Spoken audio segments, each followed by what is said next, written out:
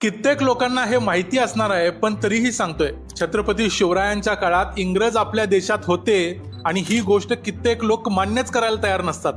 त्यांना वाटतं की इंग्रज ही अगदीच मागच्या 100-150 वर्षातली गोष्ट आहे, पण तसं नाहीये. म्हणून फक्त तुलनात्मकरित्या सांगतो. इसवी सन 1600 साली पहिल्यांदा ब्रिटिशांनी भारताच्या भूमीवर पाऊल ठेवलं. त्यावेळी भारताच्या मोठ्या भूभागावर अकबराचं राज्य होतं. आदिलशाही, निजामशाही या दोन्ही शाह्या होत्या. थॉमस रो या ब्रिटिश अधिकाऱ्यानं बादशाह जहांगीरकडून गुजरातमध्ये सुरतला पहिली ब्रिटिश वखार स्थापन करायची परवानगी मिळवली 1612 साली. 1616ला बुरहानपूर, कालिकत, तर 1618ला आग्र्याला ब्रिटिशांनी आपल्या व्यापारी केंद्राची स्थापना केली.